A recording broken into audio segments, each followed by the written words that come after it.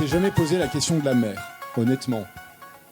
Oui, C'est-à-dire, j'avais envie d'avoir les deux vraiment en face à face, mais finalement, bon, la mer, dans le démarrage du bouquin, je sais pas trop ce que j'en fais. Bon, et finalement, assez rapidement, par mon écriture, je la fais mourir. Bon, c'est une façon assez simple de résoudre l'affaire. Bon, mais voilà, ça s'est fait par le jeu de l'écriture d'un paragraphe où j'expliquais que Fous, le gamin, avait décroché à un moment et qu'il y avait eu une espèce de tourbillon comme ça qui s'était accéléré et pour montrer le tourbillon, je parle effectivement du fait que il avait dû aller à l'hôpital voir sa mère et ainsi de suite. Puis finalement, à un moment, dans la même phrase quasiment, parce que je crois qu'il n'y a pas de point, elle meurt à la fin de mon paragraphe, quoi.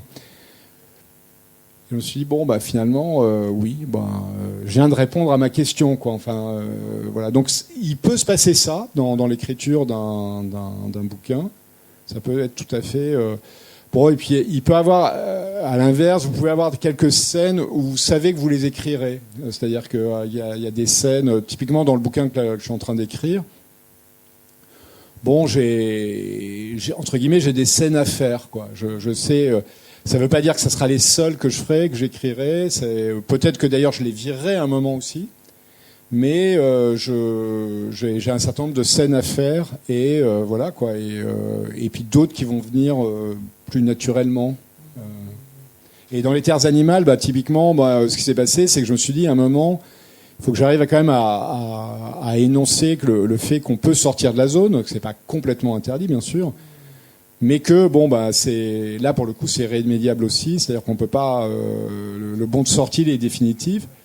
Bon, et je me dis tiens, mais je vais faire une scène de foot où il y en a un qui et puis finalement je me dis non, la scène de foot c'est pas assez, il y aura un gars qui va se taillader la jambe avec une tronçonneuse et c'est là où là la scène voilà comment la truc c'est fait un de foot qui ouvre donc ce qu'il faut de nuit, le premier roman.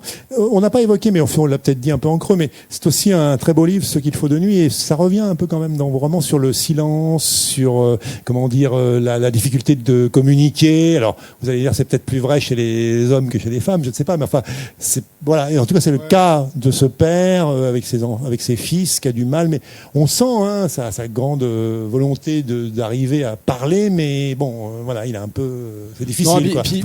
C'est vraiment aussi, enfin, je veux dire, c'est le roman un peu d'une région et je sais pas s'il y a des Lorrains d'origine ici. Bon, c'est pas des régions très exubérantes d'une manière générale. C'est quand même des régions. Vous voyez, non, mais typiquement dans l'Est, vous avez par exemple, l'Alsace est une région bien plus exubérante, bien plus affirmée, bien plus fière d'ailleurs de son identité, tout ça. Lorraine, on est très fiers. Moi, je suis très très fier d'être lorrain, mais je veux dire, c'est moins. Vous voyez, cette fierté, elle va s'exprimer différemment, quoi. Mes enfants s'appellent tous Lorrain ou Lorraine, en troisième prénom, je vous rassure. Sinon, ça aurait été un peu compliqué, mais voilà, ils ont tous ça, par exemple. Vous voyez, bon.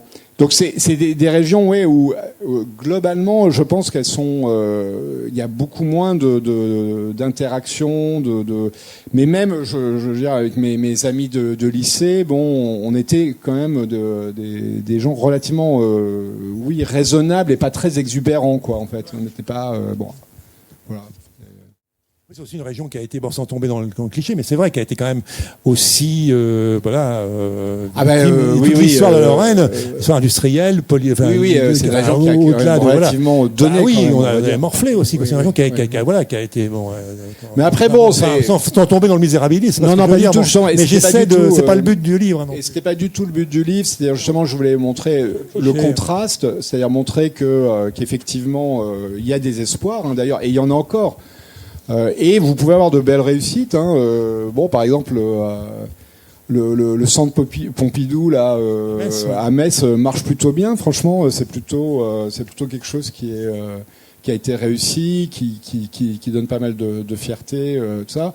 Bon, et vous allez à Metz, dans le même temps, vous avez quelques rues commerçantes, moi, de ma jeunesse, qui étaient vraiment des rues pleines de monde. Maintenant, par exemple, la rue principale, la rue Serpenoise, franchement, elle est moche.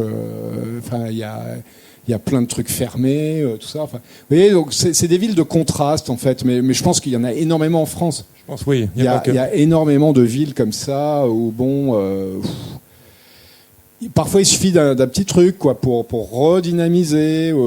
Bon, typiquement Thionville, bon, qui à l'inverse pendant quand même c'était une ville prospère parce que bon, il y avait quand même beaucoup d'ouvriers qui venaient acheter le samedi à Thionville. Mais pendant un moment, bon, ça a été quand même terrible.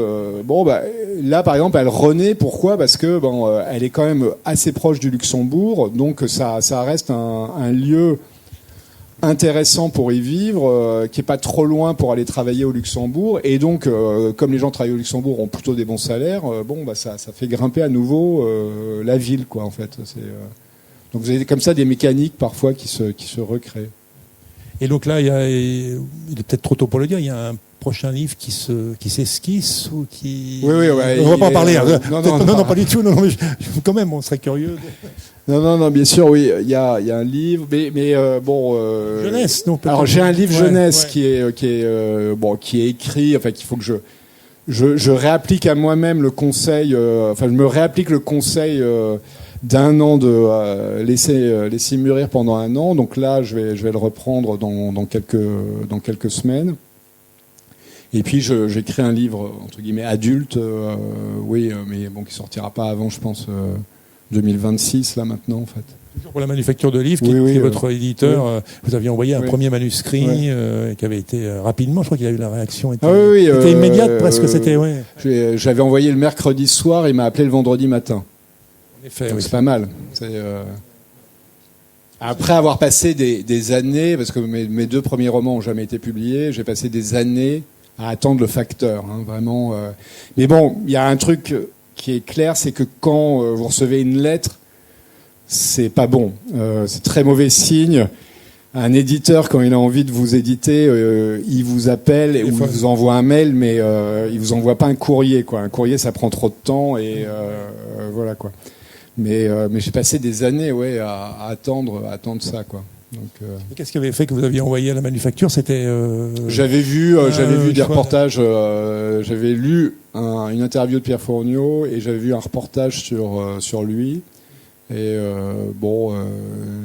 ça m'avait amusé parce qu'il disait qu'il lisait les manuscrits dans le métro ou au café et que c'était un très bon test. Si ça arrivait à garder son attention dans le métro, c'est que le truc était pas trop mauvais. Donc faut maintenir le...